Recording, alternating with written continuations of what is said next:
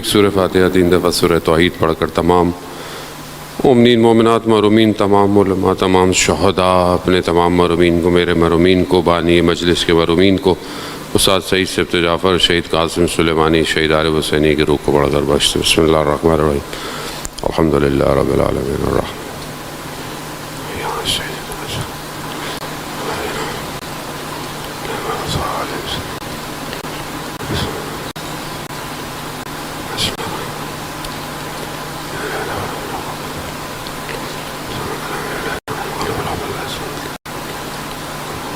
امام زمانہ کی سلامتی کے لیے ایک دفعہ صلوات بھیج دیں۔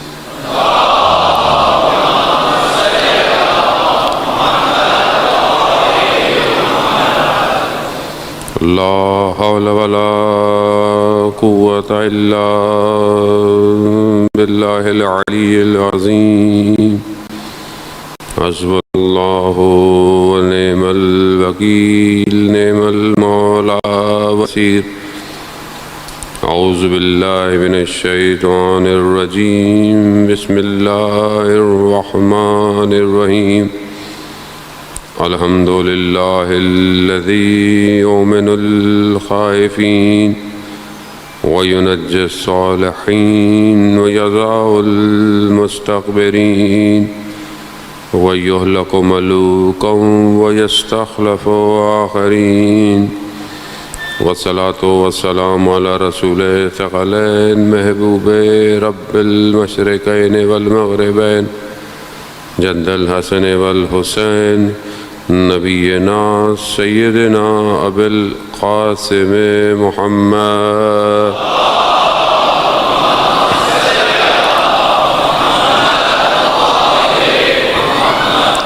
وعلى آلہ الطیبین الطاہرین المعصومین، لا سیما بقیت اللہ فی الارضین، روحی وارواحنا لتراب مقدم الفدا، ولعنت اللہ علی اعدائہم اجمعین۔ بسم اللہ الرحمن الرحیم، رب اشرح لی صدری ویسر لی امری واحلل عقدۃ من لسانی یفقہوا قولی، اما بعد فقط قال اللہ تبارک تعالی فی کتاب الحکیم والقرآن المجید، وما خلقت الجن والانس الا لیعبدون۔ صلوات بھیج محمد والو۔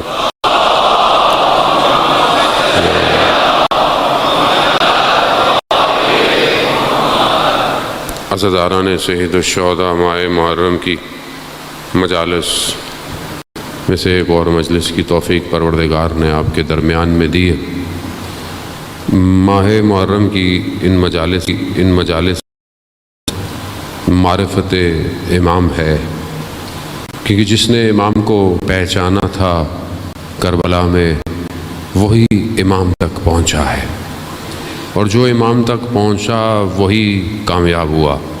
میں یا آئیڈیالوجی میں مسئلہ نہیں ہے، مسئلہ ہمارے اپنے اندر ہے کہ ہم امام تک کیوں نہیں پہنچ پا رہے، اور اس پہنچنے کے لیے ہمیں وہاں ہمیں یہ بھی دیکھنا پڑے گا کون سی چیزیں رکاوٹ ہیں جو امام تک نہیں جانے دے رہی۔ یعنی دونوں چیزوں کو دیکھنا بہت ضروری ہے کہ اپنی زندگی میں میرے کاموں کو انجام نہیں دے پاتا۔ مثال کے طور پر ایک اسٹوڈنٹ ہے اور وہ اس کی نیت یہی ہوتی ہے کہ وہ اچھا پڑھے، محنت کرے اور پھر کامیاب ہو ظاہری طور پر، لیکن وہ دیکھتا ہے کہ وہ پڑھ نہیں پاتا، وہ اپنی کتابوں کو، اپنے پرابلمز کو سولو کر نہیں پاتا۔ وجہ کیا ہوتی ہے؟ وجہ ہوتی ہے کہ اس کا ارادہ جو ہے وہ محکم نہیں ہے، یا اگر اس نے ارادہ کیا ہے تو اس ارادے کو کمپائل کرنے کے لیے، اس کو زندگی میں پریکٹیکل کرنے کے لیے اس نے پلاننگ نہیں کی، صرف ارادہ ہی ہے۔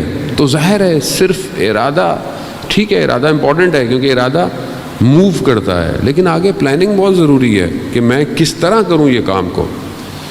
اسی لیے اپنی زندگی کے اندر انسان کو عہد کرنا پڑتا ہے، وعدہ وفا کرنے کے لیے عہد کرنا پڑتا ہے۔ جب آپ عہد کریں گے تبھی پھر کوئی چیز آپ کو موو کرے گی کہ آپ اس عہد کی وفا کریں۔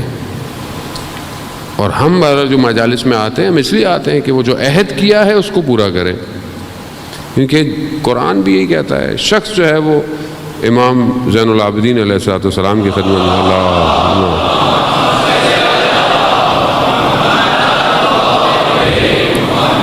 امام کی خدمت میں آیا، امام سے کہا کہ مولا مجھے دین کا خلاصہ بتا دیں، یہ جو دین ہے اس کا ایک خلاصہ بتا دیں کہ کون سی چیز ہے، ایسا خلاصہ بتا دیں کہ میں اس پہ عمل کروں۔ تو امام نے اسے 3 چیزیں تعلیم فرمائی۔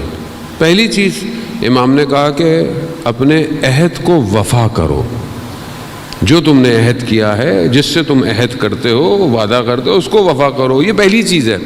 دوسری چیز کہا کہ قول الحق، حق بات کہو، ہمیشہ حق بات کہو۔ تو میں اس کو بعد میں تھوڑا سا کھولوں گا آپ کے لیے۔ تیسری چیز حکم بالعدل، یعنی اگر کسی چیز کا حکم کرو تو عدالت کے ساتھ کرو۔ یہ امام نے خلاصہ کر دیا۔ اب آپ بولیں 3 چیزیں تھیں، لیکن اب آپ اس کو عمل کرنا شروع کر دیں۔ جس سے عہد کیا ہے، قرآن کہتا ہے اوفو بعہدکم، جو تم نے وعدے کیے ہیں ان کو پورا کرو، ان کو وفا کرو۔ پروردگار نے باقی نبیوں کی جو قومیں تھیں ان سے عہد لیے تھے، کس کس نے ان عہدوں کو نبھایا؟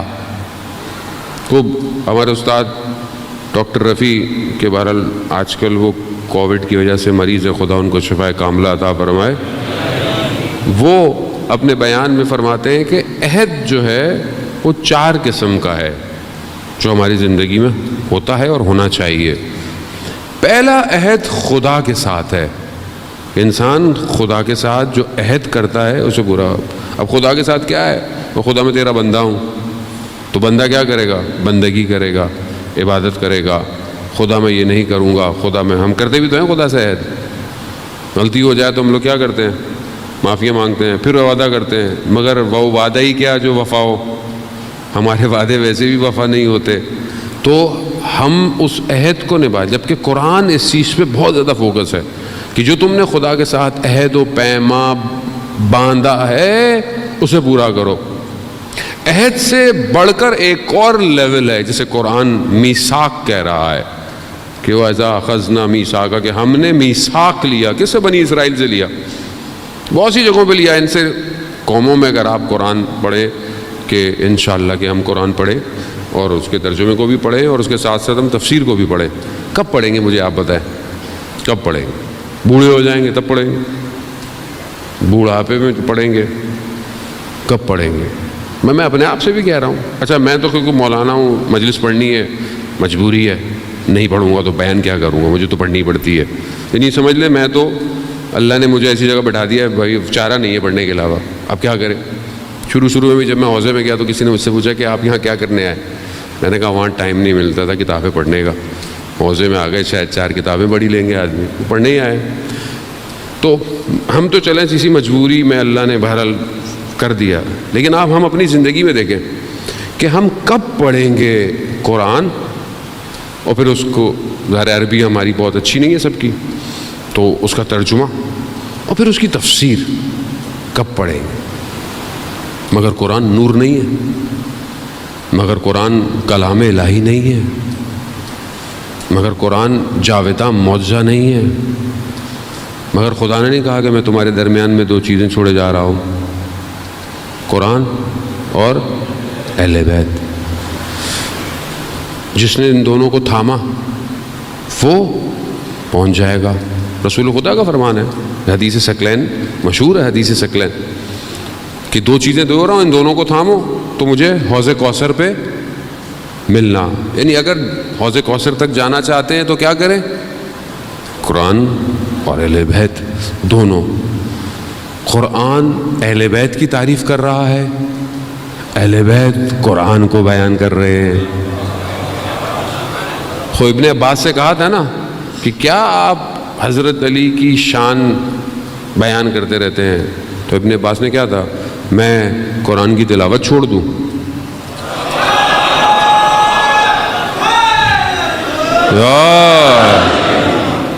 بھائی قرآن یہی تو ہے، مطلب اور کیا کریں گے آپ؟ اب بعض لوگ کہتے ہیں ہمارے لیے قرآن کافی ہے، تو قرآن جس کو سمجھ میں آئے گا اسے پتہ چل جائے گا کہ اہل بیت کیا ہے۔ عزیزان محترم، اصل مفسر یہی ہیں، اصل یہی بتا سکتے ہیں کہ کون سی آیت کس لیے نازل ہوئی ہے۔ وقت بہرحال ہمیشہ کی طرح محدود ہی ہے، تو اب ظاہر ہے کوشش تو پوری ہوتی ہے کہ ہم آپ کی خدمت میں بیان کریں۔ پروردگار قرآن میں جب واقعات کو بیان کر رہا ہے قوموں کے، تو اس کے پیچھے عبرت ہے، اس لیے نہیں کہ آپ پڑھیں اور گزر جائیں۔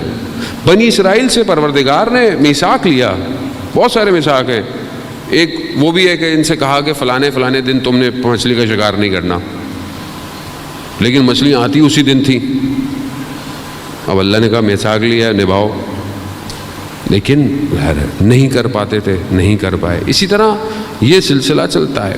خدا عہد کو جو خدا سے کیا گیا ہے، خدا خود مدد کرتا ہے اگر آپ اس کی طرف بڑھیں۔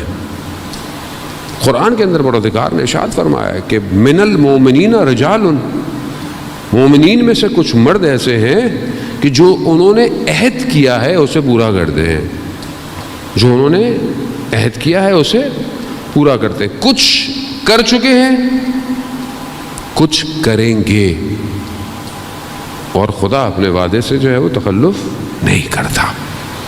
اب خدا نے بھی وعدہ کیا ہوا ہے، آپ دیکھیں خدا نے قرآن میں کہ یہ کہ اگر تم یہ کرو تو میں تمہارے ساتھ یہ کروں گا، اگر تم کم پہ صبر کر جاؤ تو میں بھی تمہارے کم عمل کو قبول کر لوں گا۔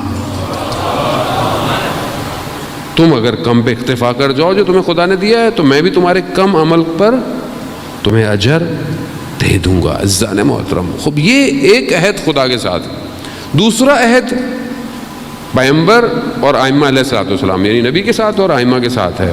خوب یہ بھی لوگوں نے عہد کیا پیغمبر کے ساتھ، ہم آپ کے ساتھ رہیں گے۔ جنگ احد کے اندر کچھ لوگ آئے جو جنگ بدر میں نہیں آ پائے تھے، انہوں نے کہا کہ ہم نے عہد کیا تھا کہ ہم وہاں نہیں آ پائے، ہم آپ کے ساتھ آئیں۔ لوگ آئے، تشریف لائے، لوگوں نے شہید بھی ہوئے۔ اس طرح رسول کے ساتھ بہت سارے اور عہد و پیما چلتے رہے۔ ائمہ علیہ الصلوۃ والسلام کے ساتھ بھی لوگوں نے عہد کیا اپنے دور کے اندر، اور اس عہدوں کو نبھایا ہے۔ امام نے بھی جس کے ساتھ عہد کیا اس کو وفا کیا، اور جس نے ائمہ کے ساتھ عہد کیا اس کو پورا کیا۔ امام رضا علیہ الصلوۃ والسلام، اللہ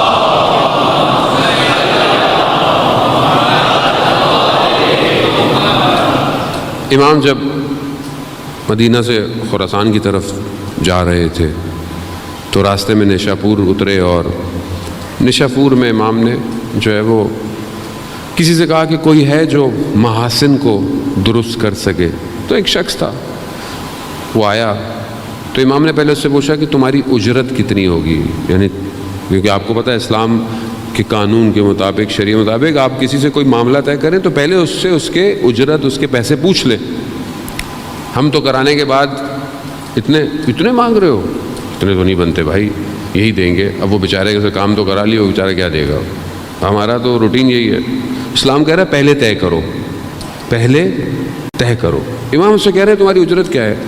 وہ کہہ رہا ہے مولا میرے لیے تو خود یہ سب سے بڑی اجرت ہے کہ میں آپ کی خدمت کر رہا ہوں۔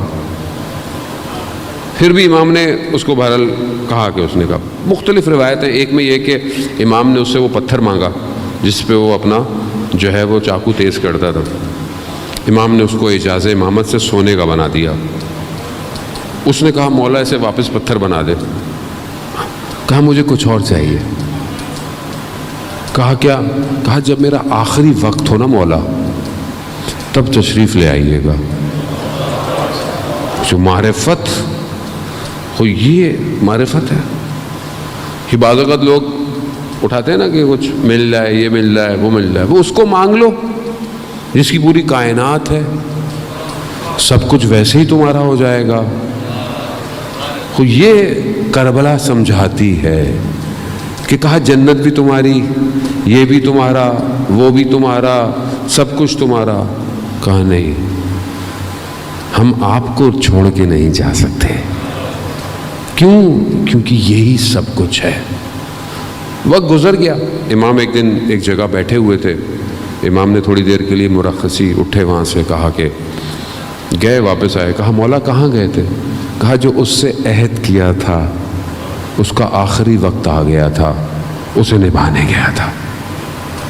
کتنا خوش قسمت ہے شخص کہ جو امام سے ایسا معاملہ انجام دے. ایسا معاملہ. استاد سے طالب کہہ رہے کہ میں جہاں مجلس پڑھتا تھا وہاں پر ایک شخص تھا جو ساری زندگی مسجد میں امام بارگاہ میں خدمت کرتا تھا، چائے پلاتا تھا ساری زندگی، کئی اچھی خاصی اس کی عمر ہو گئی تھی، جیسے یہاں پہ ادھر لوگ کام کرتے ہوں گے. کہتا ہے ایک دن اس کے بچے دوڑتے ہوئے آئے، کہا کہ بابا کی حالت خراب ہے، بالکل لگتا ہے کہ آخری وقت آ گیا ہے، آپ جلدی آئیے. کہا میں جلدی سے پہنچا، دیکھا کہ حالت احزار میں، یعنی بس اب روح نکلنے والی ہے. تو میں نے جلدی جلدی اس کو تلقین پڑھانا شروع کر دی، کلمہ پڑھایا کہ یہ کلمہ آخری وقت میں پڑھ لے. کلمہ آخری وقت میں نصیب ہونا بہت مشکل کام ہے، آسان نہیں ہے.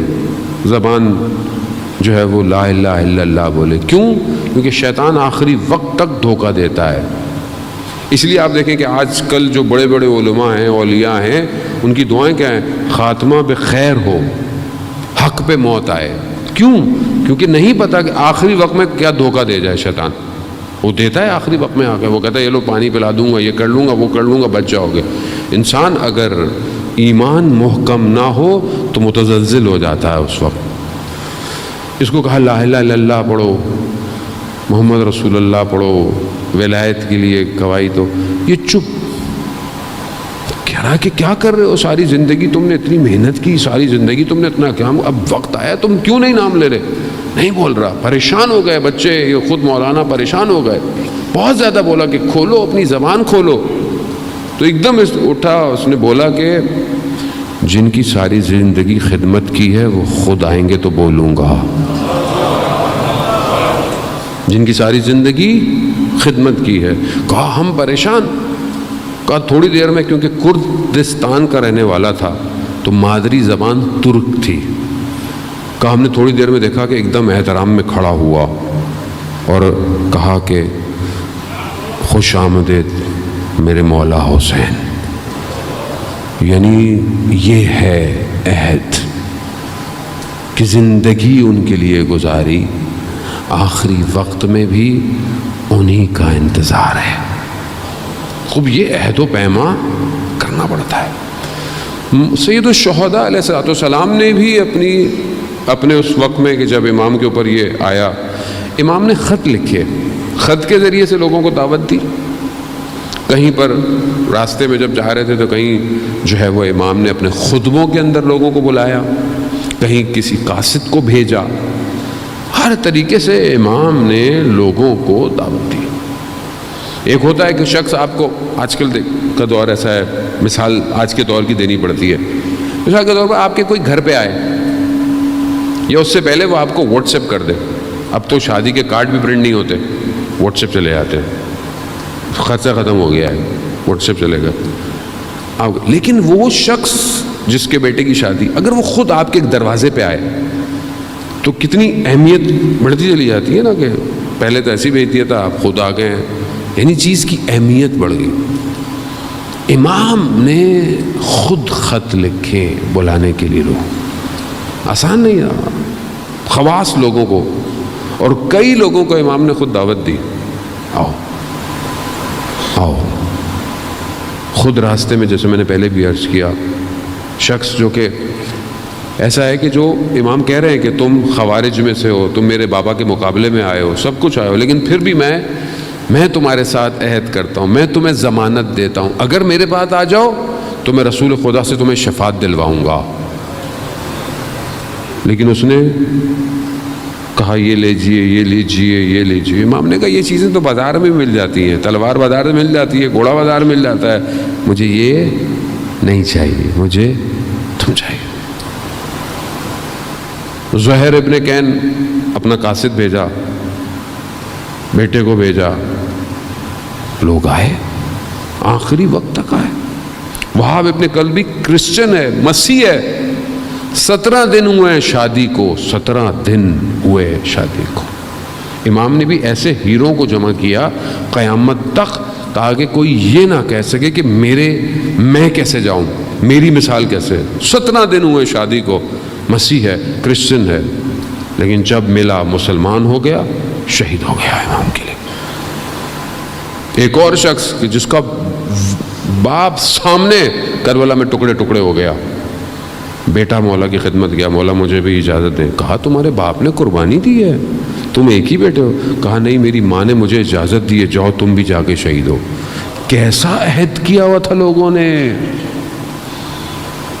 وہاب کی ماں کے لیے تو سر واپس دیا گیا, سر قلم کر کے واپس دیا. کیا عظیم ماں تھی, سر کو دشمن کی طرف پھینکا. کیا کہا کہ جو ہم دے دیتے ہیں وہ لیتے نہیں ہیں. یہ کون لوگ تھے, یہ کس جگہ, یہ کون سی وادی ہے. امام مولا آپ کے اندر کیا ہے, ایسا کیا ہے جو ہمیں نظر نہیں آ رہا. اس لیے تو یہ کہا گیا کہ یاد کرو, ہر وقت کربلا کو یاد کرو. یا لیتنی کنتو معاکم فافوز فوزا عظیما. جب بھی تمہیں کربلا والے یاد آئیں یہ عبارت کہو, کیوں کاش ہم آپ کے ساتھ ہوتے, ہم بھی کامیاب ہو جاتے. جب تک آپ یاد نہیں کریں گے, جب تک آپ اس وادی میں نہیں جا سکتے. لیکن یہ عہد جو امام کے ساتھ کرنا ہے, ظاہر ہے اس کے لیے وہ انسان کو اپنے آپ کو پاک کرنا ہے. ہم ہر روز صبح, میں نے اس لیے ہم بولا ہے کہ آپ ناراض نہ ہو, ہم ہر روز صبح دعائے عہد پڑھتے ہیں. کیا ہے یہ؟ امام سے عہد ہے نا, وعدہ ہے. کرتے ہیں کہ نہیں کرتے؟ ہم ہر روز عہد کرتے ہیں. دعا عہد کیا ہے؟ وہ روز ہے کہ ہمیں قرار دیں اپنے ان میں سے. میں مر بھی جاؤں تو مولا میں قبر سے اٹھوں, تلوار لے کر اٹھوں. اللہم ارنی الطلعۃ الرشیدہ.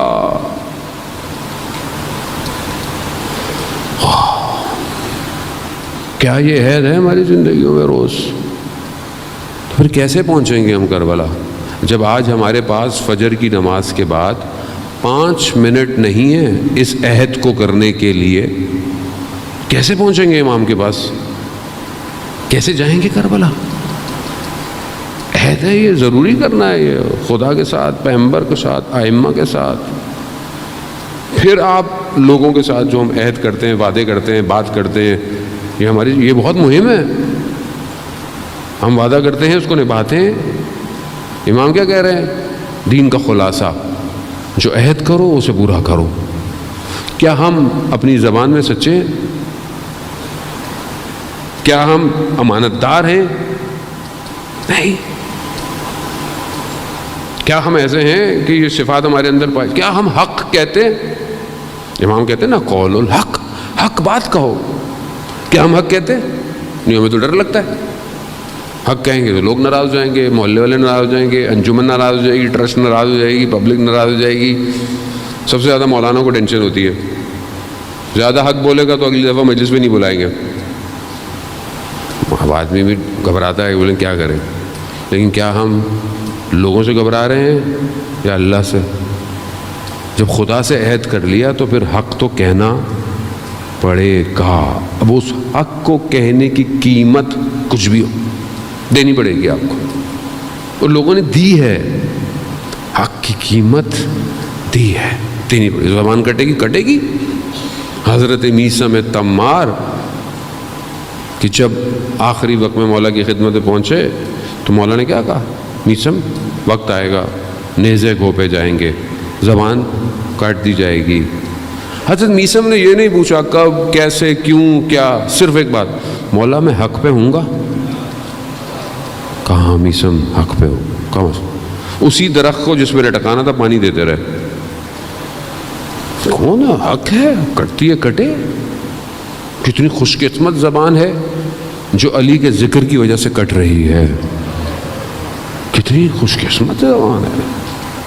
خوف نکل جاتا ہے جب امام کی وادی میں انسان آتا ہے. خوف ختم کرنا ہے عزیزان محترم. قرآن اسی طرف تو ہمیں اشارہ کر رہا ہے. ان الاولیاء لا خوف علیہم ولا هم یحزنون، اللہ کے ولیوں کو کوئی خوف نہیں ہوتا، کوئی حزن نہیں ہوتا۔ خوف کا تعلق آئندہ سے ہے، فیوچر سے، حزن گزشتہ، غم یہ ہو گیا، یہ نقصان ہو گیا، یہ رہ گیا، یہ غمگین نہیں ہوتے۔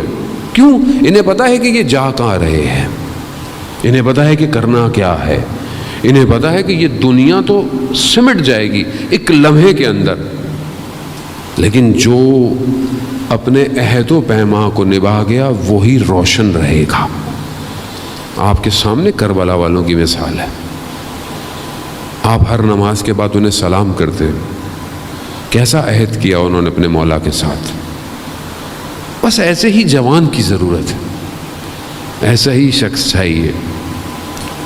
مقدر اردبیلی جو بہرحال اپنے بہت بڑے عالم دین شخص، جو بیان کرتا ہے کہ میں رات کو دیکھا کہ میں نے مقدر اردبیلی اچانک سے جا رہے ہیں مولا کے حرم کی طرف نجف میں بھی پیچھے پیچھے ہو گیا اور دیکھا کہ دروازہ بند ہے حرم کا دروازہ بند ہوتا تھا رات کو، اب کھلتے ہیں۔ کہا جیسے وہ قریب گیا دروازہ کھل گیا خود، میں دیکھا یہ اندر گئے، کچھ آوازیں آئیں، کچھ باتیں آئیں، باہر آئے، پھر میں نے دیکھا کہ یہ گئے مسجد کوفہ کے۔ واقعہ طولانی ہے، میں پہلے پڑھ چکا ہوں کئی دفعہ، میں اس کا کچھ اور حصہ آپ کی خدمت میں آج بیان کرنا ہے۔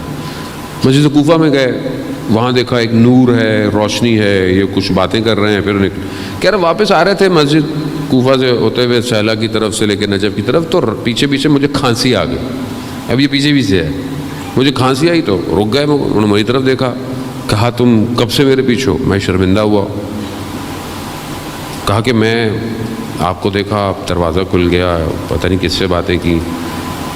مقدس اردبیلی نے کہا جب تک میں زندہ ہوں یہ بات نہیں بتانا کسی کو۔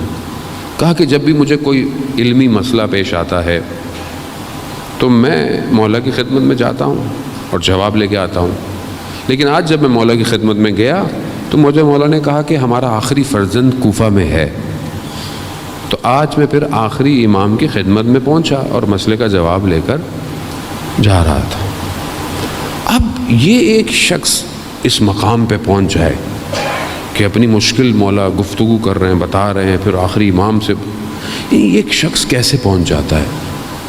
تو لوگ بتاتے ہیں ان کی والدہ سے لوگوں نے پوچھا تھا کہ ایسا فرزند کیسے پیدا ہوتا ہے، تو انہوں نے کہا کہ میں نے زندگی میں کبھی حرام لقمہ نہیں کھایا، میری نگاہوں نے کبھی حرام نہیں کیا، یعنی نامحرم کو، اور میں نے ہمیشہ باوضو ہو کے اسے دودھ پلایا ہے، شبہ بھی ہونا جس پر میں نے وہ بھی نہیں کھایا۔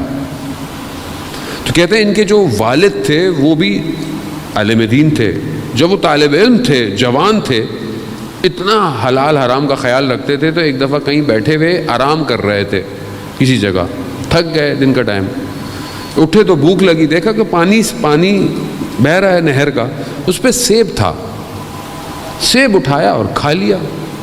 جب کھا لیا تو انہیں احساس ہوا کہ یہ پتہ نہیں کس کا سیب تھا جو بہتا ہوا آ رہا تھا، جب تک اس سے میں حلالیت یعنی اجازت نہیں لوں گا، یہ تو حرام ہے میرے اوپر۔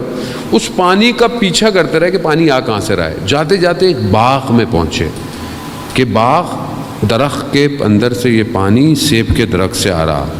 اس باغ کے مالک کے پاس گئے، کہا کہ ایسے ایسے سیب آپ کا ہی گرا ہوگا، میں نے کھا لیا، مجھے حلال کر دیجئے۔ اس شخص نے کہا کہ میں ایک شرط پہ حلال کروں گا۔ کہا میری بیٹی سے شادی کرو۔ کہا میری بیٹی جو ہے وہ نہ بول سکتی ہے نہ سن سکتی ہے، گونگی بھی ہے اور بہری بھی ہے، اور اس کا بدن بھی شل ہے، لیکن اتنے حلال کے قائل تھے، انہوں نے اس شرط کو قبول کیا، اس کو قبول کیا۔ جب شادی ہوئی، نکاح ہوا، کمرے میں گئے، جیسے داخل ہوئے تو خاتون نے ان کو سلام کیا، یہ پریشان ہو گئے، یہ تو بول رہی ہے۔ تو والد آئے، کہا یہ تو بول رہی ہے؟ کہتا ہاں، میں دیکھ رہا تھا کہ تم اتنے متقی پرہیزگار ہو، میں تمہارا امتحان لینا چاہتا تھا، لیکن جو میں نے کہا میں نے سچ کہا، جھوٹ نہیں کہا۔ یہ یعنی گونگی یعنی بولی نہیں، یعنی اس نے کبھی بھی کسی کی غیبت نہیں کی ہے. یہ بحری اس نے کبھی نامحرم یا کوئی آواز نہیں سنی ہے، اس نے کبھی کسی نامحرم کو نہیں دیکھا ہے. یہ پاک صاف. وہ ظاہر ہے پھر اسی بطن سے تو پیدا ہوتے ہیں، پھر مقدس سے اردبیلی انسان محترم. اللہم صلی علی محمد. ہم بھی جو محرم میں آئے ہیں، ہم بہرحال ٹھیک ہے، بہرحال میں ہم خطا کار ہیں، ہم سے غلطیاں ہوتی ہیں ہم زندگی میں، لیکن ہمیں یہ موقع ملتا ہے عزیزان محترم کہ ہم امام سے عہد کریں کہ ہم اب یہ غلط کام نہیں کریں گے. جو ہو گیا انسان ہے. انسان دیکھیں، سب سے پہلے ہی انسان پشیمان ہونا ضروری ہے. اس کو پہلے وہ پشیمان تو ہو، شرمندہ تو ہو کہ وہ غلط کر رہا ہے. اب جس کو یہی نہیں پتا کہ وہ غلط کر رہا ہے کہ صحیح کر رہا ہے، تو وہ استغفار کیسے کرے گا؟ جو شرمندہ ہوگا وہ آگے کی طرف بڑھے گا. یہ ولایت کا دروازہ ہے، اس لیے کچھ ہو گیا آ جاؤ، کھلا ہوا ہے. اب جب تم آ گئے تو پھر امان میں آ گئے، لیکن اب غلطی نہیں کرنی.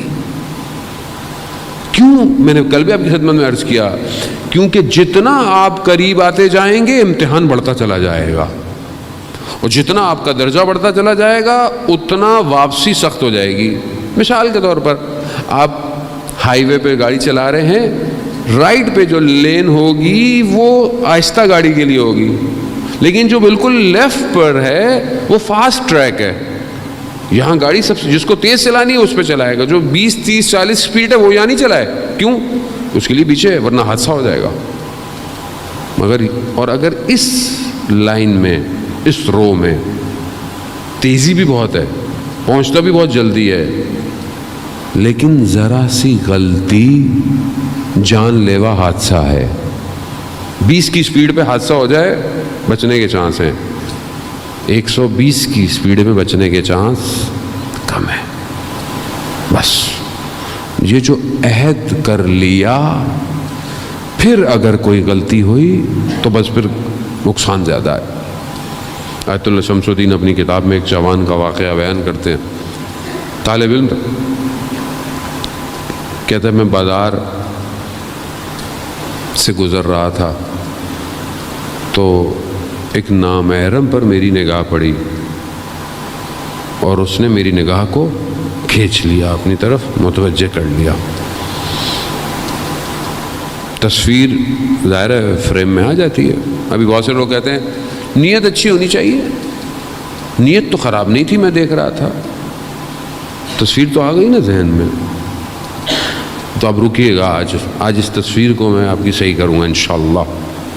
تصویر تو آ گئی. اب وہ کہتا ہے کہ میرا ذہن اسی میں جذب ہو گیا. میں اپنے استاد کی خدمت میں گیا. استاد کون ہے؟ استاد وہ ہے کہ جو باطن کو دیکھ لیتا ہے. لوگ اپنے باطن کو دکھانے آتے تھے کہ میرے اندر گڑبڑ کیا ہے. کہتا میں جیسے استاد کے پاس گیا، میں نے استاد سے کہا کہ میری طرف میرا کیا حال ہے. کہا کہ میں تمہیں دیکھ نہیں سکتا، تمہارے ساتھ وہ خاتون موجود ہے. یعنی ایک نگاہ 40 سال کی عبادت کو ضائع کر دیتی ہے. ایک نگاہ. ہاں فرق نہیں پڑتا کیا ہے، یوٹیوب، فیس بک، نیٹ فلکس. نیت اچھی ہونی چاہیے. یہاں نماز پڑھی عبادت کی، یہاں نگاہ پڑی، نور چلا گیا. نور چلا گیا اور ظلمت آ گئی. اور بعض اوقات ایسی ظلمت آتی ہے کہ عبادت کو بھی کھا جاتی ہے، تاریکی میں لے جاتی، نہیں ہٹتی. اسی لیے امام خمینی نے کہا کہ ایک نگاہ نامحرم صدیوں کے فاصلے پہ پھینک دیتی ہے. ذہن میں بس گئی. کہا کہ جب تک یہ تمہارے اندر ہو رہا تھا میں تمہیں دیکھ ہی نہیں سکتا. بہت شرمندہ ہوا، سجدے میں گیا، گریا کرتا رہا، خدا غلطی ہو گئی، خدا معاف کر دے۔ متصل ہوا حضرت سیدہ سے، کہا بی بی میری عزت آپ کے حوالے ہے، بچا لے مجھے۔ آپ دیکھ رہے ہیں، ایک نے کہا، بی بی نے لطف کیا، نکال دیا باہر، پھر استاد کے پاس گیا، کہا ہاں اب چلی گئی ہے وہ تمہارے اندر سے۔ ہم صبح شام کیا کر رہے ہیں؟ تو سسٹم ایسا ہی ہے نا، آپ اچھا کام بھی کریں گے آپ کو آئے گا۔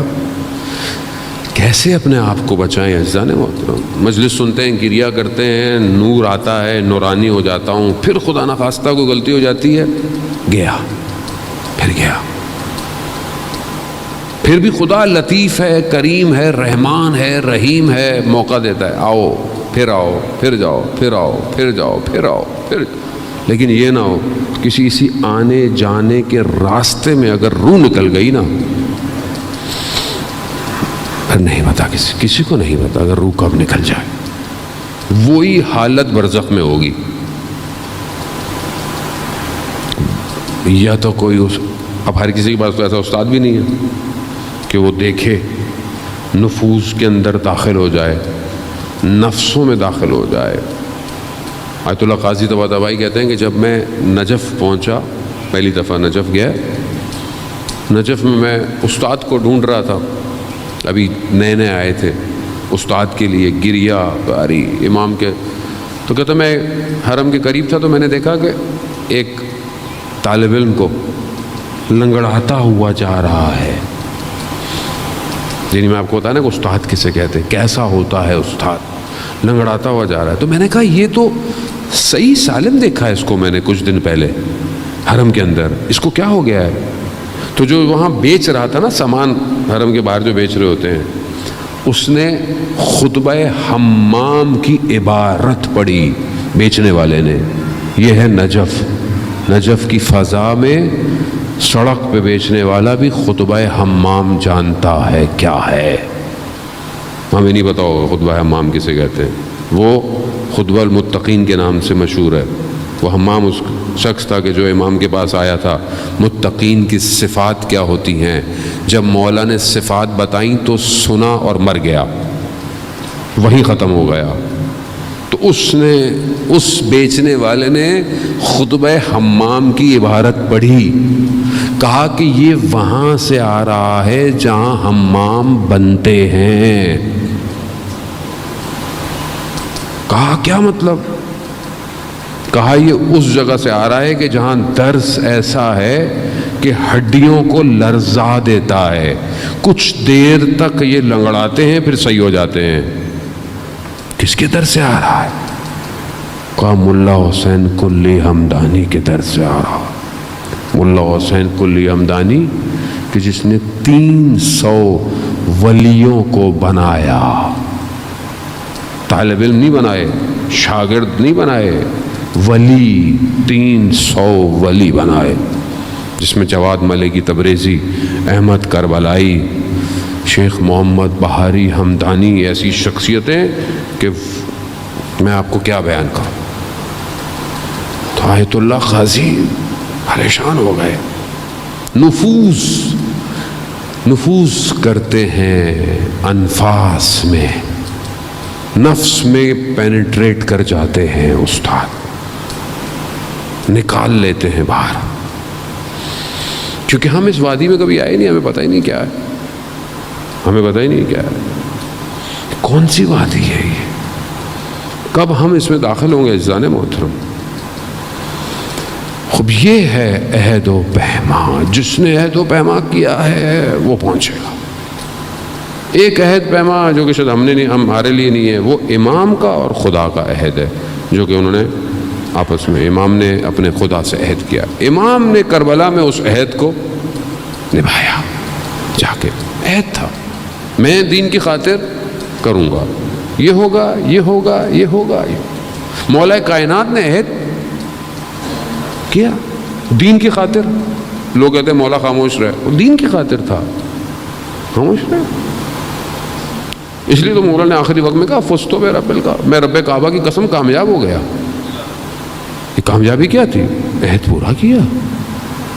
امام حسین علیہ السلام نے عہد کو جو خدا کے ساتھ کیا. یا ایتُ النفس المطمئنہ، اے اطمینان پانے والے نفس، ارجعی الی ربک. کیا مقام ہے عزیزان محترم، ہم دیکھ نہیں سکتے. وقت بہرحال بہت تیزی سے اپنے اختتام کی طرف بڑھ گیا. اس کو میں انشاءاللہ کل آپ کی خدمت بیان کروں گا. پلٹنا ضروری ہے. پلٹ آئیے. توبہ پلٹنا ہے. توبہ کے معنی کیا ہے؟ پلٹنا ہے، واپس آ جاؤ. غلط چلے گئے، واپس آ جاؤ. اسی طرح کربلا میں بھی ایک شخص پلٹا ہے. وہ شخص کہ جس نے خود امام کا راستہ روکا. امام کا راستہ روکا. امام ایک مقام پہ دیکھا کہ سامنے لشکر آ گیا. لشکر تھا، پیاسا تھا لشکر. امام پچھلے مقام سے پانی اتنا لے کے آئے تھے، ہزاروں کے لشکر کو سیراب کیا، حتیٰ ان کے جانوروں کو بھی پانی پلایا. جب جانے لگے تو بس حر نے فرس پہ ہاتھ رکھ لیا، امام کو جانے نہیں دے رہا. بڑا سخت کام تھا یہ. امام کے مقابلے میں آیا، امام کو روکا. امام نے ایک جملہ ادا کیا. کیا کہا؟ حر تیری ماں تیری عزا میں بیٹھے، اور تیری ماں تیرے لیے ماتم کرے. کیا ہے؟ امام نے اس جملے کو حر کی تحقیر کے لیے بیان کیا؟ نہیں. امام ہادی ہے، امام ہدایت دینے والا ہے. امام جانتے تھے کہ اس کو کہاں سے بیدار کرنا ہے. امام نے بیدار کیا. کہاں سے بیدار کیا؟ کس جگہ سے بیدار کیا؟ ہاں عزاداران محترم، وہ در سیدہ ہے. یہ ایسا دروازہ ہے جو آ گیا وہ کامیاب ہو گیا، اور جس نے اس در کو چھوڑ دیا وہ ناکام. امام نے حر کو اسی در کی دعوت دی. کیا کہا حر نے؟ کہا اگر کوئی اور عرب کا شخص یہ کہتا تو میں اسے جواب دیتا، مگر میں آپ کی والدہ کے احترام میں. اللہ، یعنی یہ معرفت حر کے پاس تھی. بس یہی ایک احترام حر کو حر علیہ السلام بنا گیا. یہی ادھر آج ہم پریشان ہوتے ہیں جانے محترم، کوئی واسطہ. میں بہت کوشش کرتا ہوں، بہت مشکل کے اندر پھنسا ہوں مجلس میں آنے سے پہلے، کہ کوئی اور مگر مجھے سوائے سیدہ کے کوئی اور وسیلہ نظر نہیں آتا. میں بھی ہمیشہ یہ کہتا ہوں، بی بی آپ کے بیٹے کی مجلس پڑھنے جا رہا ہوں. آپ جانتی ہیں مجھے کتنا آتا ہے، آپ جانتی ہیں میری کیا حیثیت. بس خود ہی کرم کیجئے گا. یہ واسطہ ایسا ہے، یہ دروازہ ایسا ہے کہ قرآن کہتا ہے انہوں نے خالی کسی کو نہیں بھیجا.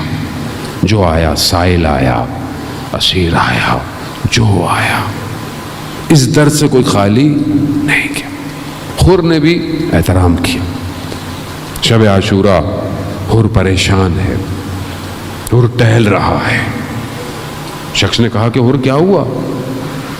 کہا کہ میں جنگ کرنے نہیں آیا تھا. یہ تو کہہ رہے ہیں کہ کل سر کاٹے جائیں گے. کہا حر اگر کوئی مجھ سے پوچھتا کہ کوفہ میں سب سے شجاع کون ہے تو میں تمہارا نام لیتا. یہ تمہیں کیا ہو گیا ہے؟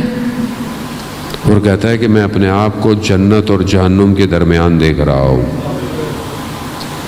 یہ تو حر جانتا ہے نا اس نے کتنا سنگین کام کیا ہے ان کو روک کے. حر نے روکا تھا نا، حر لشکر کا سردار تھا. اس کو حر گیا، پلٹا، خود بھی گیا، اپنے بھائی کو بھی لے گیا، اپنے بیٹے کو، اپنے غلام کو، تھڑپتا، کانپتا، ہاتھوں کو جوڑتا. بولا انہوں نے کہ مولا حور آ رہا ہے. کہا ہاں آنے دو. خب یہ کریم ابن کریم ہے, یہ تو سب کو آنے دیتے ہیں. آخری وقت تک امام حسین نے لوگوں کو بلایا ہے کہ کوئی آ جائے, شاید کوئی آ جائے. حر آیا, حر نے معافی مانگی, مولا مجھے معاف کر دے, مجھ سے غلطی ہو. کہا کوئی بات نہیں ہو, تم آ گئے. کہا مولا میں سب سے پہلے آپ کو روکا, مجھے سب سے پہلے جانے دیں. بعض علماء کہتے ہیں کہ انسان کسی کا مہمان آئے یا کوئی آئے تو اس کو تھوڑی دیر بٹھاتے ہیں, تھوڑی دیر اس کو بیٹھاتے ہیں, اس کو کچھ دیتے ہیں. کہا مگر مولا نے حر کو روکا نہیں, جانے دیا. کیونکہ مولا اگر بٹھاتے تو پانی پلانا پڑتا, پانی نہیں تھا مولا کے پاس. ہاں حر جاؤ جاؤ. انہوں نے کہا مولا اجازت دے, میں میدان میں جنگ جانے سے پہلے اہل حرم سے معافی مانگ لوں. کہاں ہے اجازت. اب حر بیویوں کے خیموں کے باہر خاک کو سر پہ رکھ کر کہا کہ میں معافی چاہتا ہوں, میری وجہ سے یہ سب ہوا, مجھے معاف کر دے. روز قیامت میں سیدہ سے میری شکایت مت کیجیے گا. یہ کہا اور حر رونا شروع ہو گیا. اہل حرم بھی گریہ کرنے لگ گئے. حر کا بیٹا گیا, شجاع شخص کا بیٹا تھا, بہادر شخص کا بیٹا تھا, گیا لڑا, لڑتے لڑتے زخم لگے, گر گیا. حر دوڑتا ہوا تیزی سے اپنے بیٹے کے بدن پہ پہنچا. حر 3 دن کا پیاسا نہیں تھا, حر کے چہرے پہ زخم نہیں تھے. پہنچ گیا. جیسے ہی پہنچا کیا دیکھتا ہے, اس سے پہلے امام پہنچے ہوئے ہیں.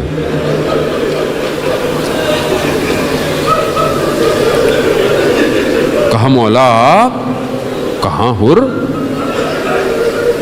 جوان بیٹے کے لاشے کو باپ نہیں اٹھاتا حر. اللہ اکبر. خدا آپ کو اس کا اجر دے, خدا آپ کو اس کا اجر دے. بی بی آپ کی جھولیوں کو آباد رکھے. حر باپ کے لیے شریعت میں مکروہ ہے بیٹے کا جنازہ اٹھانا. حر تم ہوتے عصر عاشورہ تو تم دیکھتے چند دن کا بھوکا پیاسا زخموں سے چور, چند ماہ کے بچے کو اٹھائے, ایک قدم آگے بڑھتا ہے, ایک قدم پیچھے ہٹتا ہے. انا للہ و انا الیہ راجعون. ہاں حر بس آپ نے گریہ کیا, خدا آپ کو کرے, بس آپ نے گریہ, بھئی یہی گریہ ہے. عزیزان محترم, گریہ کی مقدار نہیں ہوتی, گریہ کی کوانٹٹی نہیں ہے. ایک آنسو وجود سے بس آ جائے. میں شروع میں جب مجلس پڑھتا تھا نا, تو میں نے, ہمارے ایک دوست تھے, مولانا تھے, خدا بہرحال ان کی توفیقات میں اضافہ کرے. میں شروع میں گیا تو میں نے ان کی خدمت میں کہا کہ مجھ سے مذاہب نہیں پڑھے جاتے. یعنی میں پڑھتا ہوں تو بہت تھوڑی دیر 1-2 منٹ پڑھتا ہوں اور مجھ سے پڑھے نہیں جاتے. کیا جملہ کہا آج تک مجھے یاد ہے. کہا دیکھو مذاہب پڑھنے کے لیے نا صرف تمہیں بیوی کی مصیبت کو محسوس کرنا, بس تھوڑا سا محسوس. اور مصائب گلے سے نہیں پڑھے جاتے, سینے سے پڑھو, اندر سے. اب ایک آنسو نکل آئے, قبول ہو گئے. وقت گزر گیا, حر خود گیا, حر خود، حر نے جنگ لڑی، سب کچھ کیا، اب حر گرا، پھر میرا مولا پہنچا، میں قربان جاؤں۔ ایک ایک کے جنازے پہ پہنچا ہے زہرا کا لال، ایک ایک کے جنازے پہنچ۔ وہی حر جس کو پہلے مولا کہہ رہے تھے تیری ماں تیرے عزا میں بیٹھے، آج مولا نے کیا کہا؟ حر، تمہاری ماں نے تمہارا نام کتنا اچھا رکھا، تم واقعاً حر ہو، یعنی تم آزاد ہو گئے۔ ہاں آزاد، محترم حر آزاد ہو گیا، حر آ گیا۔ میں کہوں گا یا صاحب الزمان، یا امام زمان، میں بھی حر کی طرح آپ کی بارگاہ میں آیا، میں خطا کار، میں گناہ گار، میری معافی بھی قبول کر لے مولا۔ مولا جلدی ظہور کیجئے، یہ آنکھیں تھک گئی، ان آنکھوں کو اب نظر نہیں آتا، ان کی بینائی کمزور ہوتی جا رہی ہے، بدن ضعیف ہوتا جا رہا ہے، مولا مولا میری نوکری کو بھی حر کی طرح قبول کر۔